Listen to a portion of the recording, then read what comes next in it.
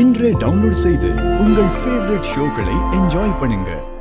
இந்த மாதிரி வேலைய பக்காவா செய்யறதுக்கு என்கிட்ட ஒரு ஹஸ்பண்ட் அண்ட் ஒய்ஃப் ஏஜென்ட் இருக்காங்க. அவங்க கிட்ட விஷயத்த சொல்லி இந்த மருந்தை கொடுத்துட்டா போதும். யாருக்கும் எந்த விதமான சந்தேகமும் வராத மாதிரி வேலைய கச்சிதமா செஞ்சு முடிச்சிடுவாங்க. அப்படியே ஒரு ஆள் தான் டாக்டர் எங்களுக்கு வேணும். அவங்க எங்க இருக்காங்க? நீங்க அவங்கள தேடி போக வேண்டிய அவசியம்லாம் இல்ல. அவங்கள நீங்க சொல்ற இடத்துக்கு வர வைக்கிறேன். ஒரு நிமிஷம்.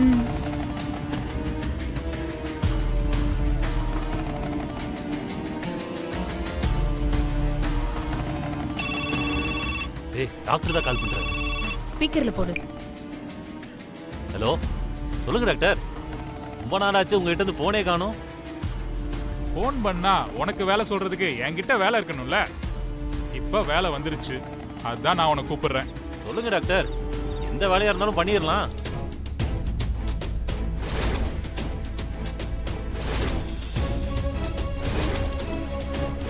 ஓகே, செஞ்சிடலாம். ஆனா இந்த வேலைக்கான பேமெண்ட் கொஞ்சம் அதிகமா இருக்குமே, பரவாயில்லைன்னு கேட்டு சொல்லுங்க.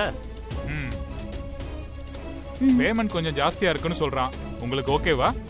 அதெல்லாம் ஒரு பிரச்சனையே இல்ல டாக்டர். வேலையை சொதப்பாம கரெக்டா முடிச்சிட்டா எவ்வளவு வேணாலும் கொடுத்துடலாம். அவங்களுக்கு ஓகேவா? ஒன்னும் பிரச்சனை இல்லையா? அப்போ ஓகே. நாங்க எங்க வரணும்? அவன் எங்க வரணும்னு கேக்குறான். கமலா ஹாஸ்பிட்டலுக்கு வர சொல்லிடுங்க. அப்படியே என் போன் நம்பரையும் அவங்களுக்கு அனுப்பி வச்சிருங்க. நாங்க நேர்ல பார்த்து மத்ததெல்லாம் பேசிக்கிறோம். உனக்கு கமலா ஹாஸ்பிட்டல் தெரியும்ல? தெரியும் டாக்டர். அங்க நேரா நீ போயிடு. அவங்க போன் நம்பரை உனக்கு அனுப்பி வச்சிடுறேன். நீ அந்த ஹாஸ்பிட்டலுக்கு போயிட்டு அவங்களுக்கு கால் பண்ணி பேசிக்கோ. Okay doctor. செம்ம அமௌண்ட் கிடைக்க போகுது.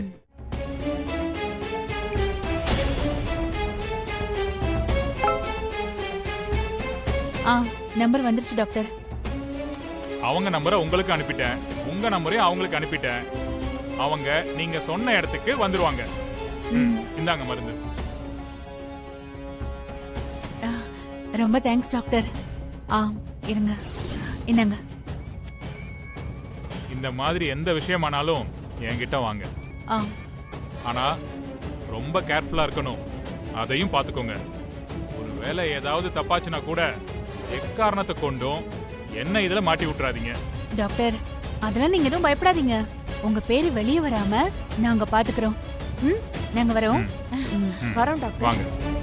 ஒருவேளை நீ பயப்படுற மாதிரி நந்தினிக்கு குணமாகலன்னு வச்சுக்க, இந்த மொத்த சொத்தையும் வித்தாவது நந்தினிய வெளிநாட்டுக்கு கூட்டிட்டு போய் வைத்தியம் பண்ணி பழைய நிலைமைக்கு கொண்டு வந்து உன் முன்னாடி கொண்டு வந்து நான் நிறுத்துவேன். நீ எதுக்குமா கவலைப்படுற? என்ன பேசிட்டு இருக்கீங்க? யார் சொத்தை வித்து யாருக்கு வைத்தியம் பார்க்க போறீங்க?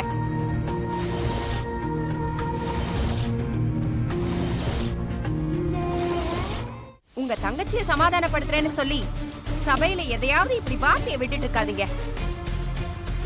அப்புறம் நாளைக்கு இதுதான் சாக்குன்னு நீங்க சொன்னதையே புடிச்சுக்குவாங்க. அதான் டாக்டர் ஒரு வாரத்துக்குள்ள சரியாயிடும்னு சொல்லிருக்காங்கல்ல. அப்புறம் எதுக்கு தேவையில்லாம இந்த வீட்டு சொத்தை எல்லாம் வித்து வெளிநாட்டுக்கு கூட்டிட்டு போய் வைத்தியம் பாக்குறேன்னு சொல்லிட்டு இருக்கீங்க? அந்த டாக்டர் சொன்ன மாதிரி ஒரு வாரத்துக்குள்ள சரியாகலன்னா நம்ம ஊர்லயே இருக்கிற வேற டாக்டர் கிட்டயோ இல்ல வேற ஹாஸ்பிட்டல்லயோ போய் பார்க்கலாம். அத விட்டுட்டு ஆர்வ கோளாறுல இங்க வார்த்தையை விட்டுட்டு இருக்காதீங்க. கல்யாணி, இங்க எல்லாரும் என்ன பேசிட்டு இருக்கோம்? நீ என்னடானா சம்பந்தமே இல்லாம வந்து என்ன நம்ம பேசிட்டு இருக்க? உனக்கெல்லாம் கொஞ்சம் கூட விவசாயே இல்லையா? கொஞ்ச நேரம் உன் வாயை முடிட்டு சும்மா இரு சொல்லிடு. அதென்ன, இந்த வீட்ல நான் பேச ஆரம்பிச்சாலே ஆள் ஆளுக்கு என்ன வாயை மூடு, அமைதியா இருன்னு என்னையே அடக்கிட்டு இருக்கீங்க. அப்போ என்னோட நியாயத்தை இந்த வீட்ல நான் பேசவே கூடாதுன்னு சொல்ல வரீங்களா? ஆமா, நீ நியாயத்தை பேசி அப்படியே கிழிச்சிருவ. உன் பக்கம் நியாயம்னு ஏதாவது பேசினா கூட பரவாயில்ல. ஆனா நீ எப்பவுமே அநியாயமா தானே பேசிட்டு இருக்க. என்னத்த அப்படி நான் அநியாயமா பேசிட்டேன்?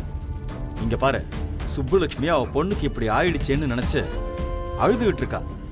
நாங்க எல்லாரும் சேர்ந்து அவளை சமாதானப்படுத்திட்டு இருக்கோம். ஆனா நீ என்னடான்னா கொஞ்சம் கூட அறிவே இல்லாம இப்படி பேசிட்டு இருக்க. டாக்டர், நந்தினி எப்படி இருக்கா? அவங்களுக்கு எந்த பிரச்சனையும் இல்ல, அவங்க நல்லா தான் இருக்காங்க. You don't worry. அவங்க கண்ணுக்கு டிராப்ஸ் போட சொல்லி நர்ஸ் கிட்ட சொல்லியிருக்கேன். அவங்க கரெக்ட் டைமுக்கு போட்டுருவாங்க. சரிங்க டாக்டர். Thank you doctor.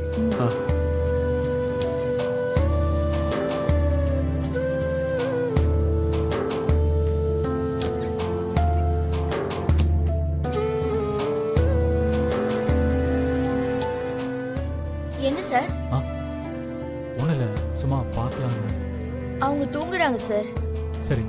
ஆ சரி, ஓகே.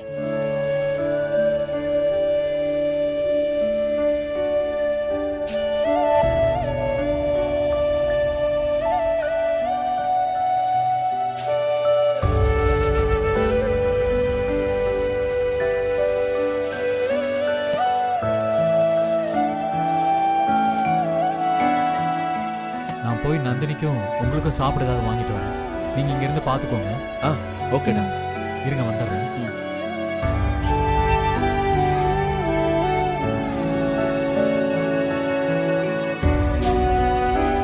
ஏன் தான் நம்ம குடும்பத்துல இப்படி ஏதாவது ஒண்ணு நடந்துட்டே இருக்குன்னு தெரியல. நந்தினிக்கு ஆபரேஷன் பண்ணதும் எல்லாம் சரியாயிடும் நினைச்சேன். ஆனா இப்படி கண்ணு தெரியாம போகும் நான் எதிர்பார்க்கவே இல்ல. அதான் ஒரு வாரத்துல சரியாயிரும் டாக்டர் சொல்லிருக்காருல. கரிகாலனை பார்க்க தான் ரொம்ப கஷ்டமா இருக்கு. நந்தினிக்கு இப்படி ஆனதும் ரொம்ப துடிச்சு போயிட்டான்.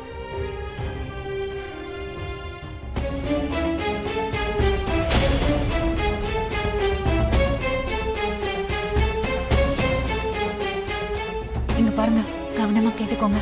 அந்த ரூமுக்கு முன்னால 2 பேர் பேசிட்டு இருக்காங்கல்ல, அந்த ரூமுக்குள்ள இருக்கிற பேஷண்ட்டுக்கு தான் நீங்க இந்த ஊசியை போடுங்க. சரியா? இங்க பாருங்க, கரெக்டா பண்ணிடுங்க. சரியா? போங்க போங்க போங்க போங்க. சீக்கிரம் போங்க போங்க.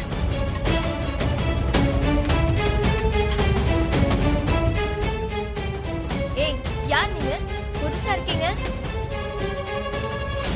யார் நீங்கன்னு கேட்டா பதில் சொல்ல மாட்டீங்க. யார் நீங்க? இருங்க, டாக்டர் கூட்டிட்டு வரேன்.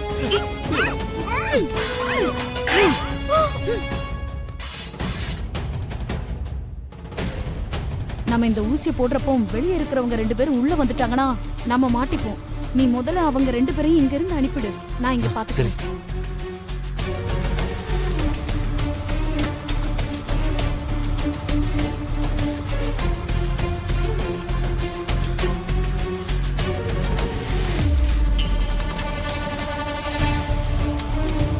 பார்த்துக்கோ, நான் அவங்களை அனுப்பிட்டு சரி. வரேன். சார் சார், இந்த மெடிசனை உடனே வாங்கிட்டு வாங்க, ரொம்ப urgent sir. Okay sir. Vanathi, வா போலாம்.